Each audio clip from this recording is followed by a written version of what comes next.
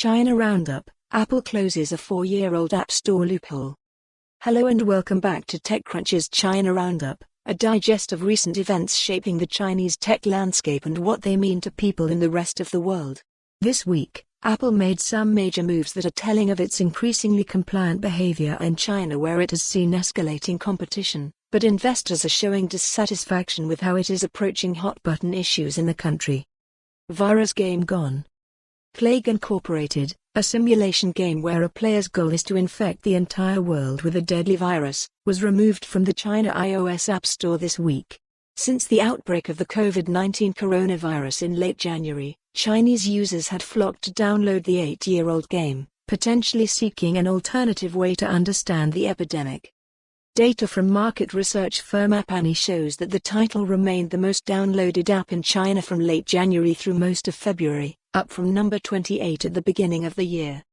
Ndemic Creations, the UK studio behind the game, said in a statement that the situation, the removal of Plague Incorporated from the Apple App Store, is completely out of our control. The Chinese government provided an opaque reason for the takedown, saying the game includes content that is illegal in China as determined by the Cyberspace Administration of China, which is the country's internet watchdog. The incident has gotten plenty of attention in and outside of China. Some speculate that Apple has caved to pressure from Beijing, which could find Plague Incorporated's gameplay troubling. One sticking point is that its tutorial by default picks China as the starting country, although in the main game a user can begin anywhere in the world. The information reported in 2018 that Plague Incorporated actually applied for official permission to distribute in China but was turned down on account of its socially inappropriate content. Others, including Nico Partners games analyst Daniel Ahmed, suggested that the Chinese authority might have taken issue with a December version update that allowed players to create fake news, which could mislead them in seeking advice in the midst of the health crisis.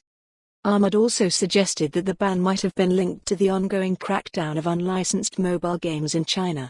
Notably, the Plague Incorporated ban coincided with Apple's announcement this week that would require all games in its Chinese App Store to obtain government approval in the form of an ISBN number beginning in July.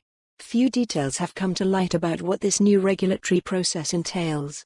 Nor do developers know whether currently published games without official approval will be removed. Plague Incorporated, the popular simulation game where the goal is to infect everyone in the world with a deadly virus, has beef. For more on this story, visit the news article link.